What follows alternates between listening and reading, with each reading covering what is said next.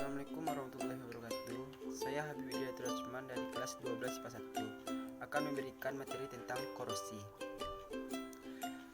Korosi adalah kerusakan atau degradasi logam akibat reaksi redoks antara suatu logam dengan berbagai zat di lingkungan yang menghasilkan senyawa-senyawa yang tidak dikehendaki. Dalam bahasa sehari, korosi disebut perkaratan. Contoh, korosi yang paling lazim adalah perkaratan besi. Faktor penyebab korosi yang mempercepat korosi adalah: yang pertama, air dan kelembapan udara, yaitu air merupakan salah satu faktor penting untuk berlangsungnya korosi.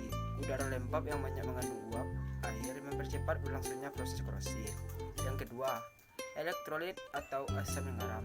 Contohnya air hujan mengandung asam, air laut mengandung garam, maka dari itu air hujan dan air laut adalah penyebab korosi yang utama. Yang ketiga, permukaan logam yang tidak rata. Permukaan logam yang tidak rata memudahkan terjadinya kutub-kutub muatan yang akhirnya akan berperan sebagai anode dan katode.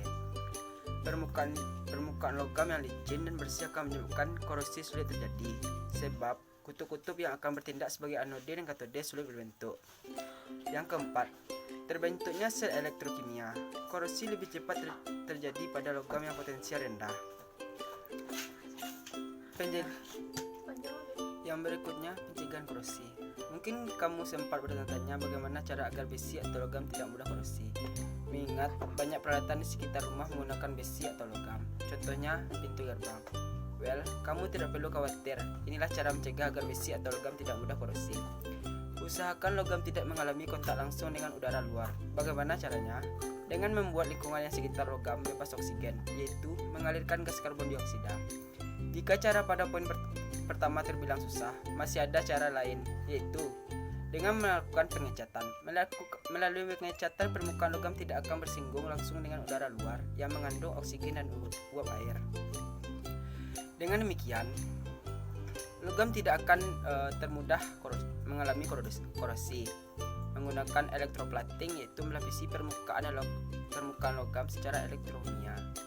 Permukaan logam yang akan dilapisi berperan sebagai katoda, sedangkan pelapisnya berperan sebagai anoda. Contoh, elektroplating ini bisa kamu lihat di badan mobil. Sebenarnya, badan mobil itu terbuat dari besi atau baja. Pernahkah kamu lihat badan mobil berkarat? Tentu tidak. Hal itu karena badan mobil sudah dilapisi dengan logam lain, yaitu krom, sehingga terlihat lebih indah dan mengkilap.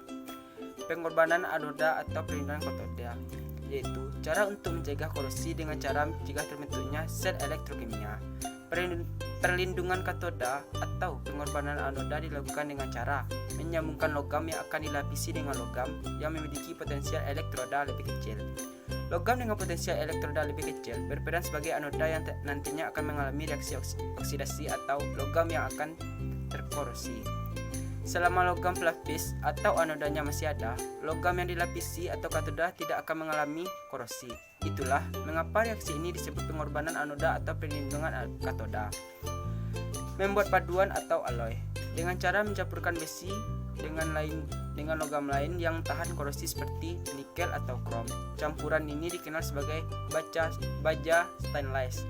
Itulah pembahasan tentang korosi. Ternyata korosi itu proses alamiah yang masih bisa kamu cegah proses pembentukannya. Sudah jelaskan jika belajar kimia itu sangat bermanfaat bagi kehidupan. Tanpa pengetahuan seperti ini, mungkin sudah banyak logam-logam yang seharusnya bermanfaat justru harus rusak akibat korosi. Baiklah, itu materi yang bisa saya sampaikan tentang korosi.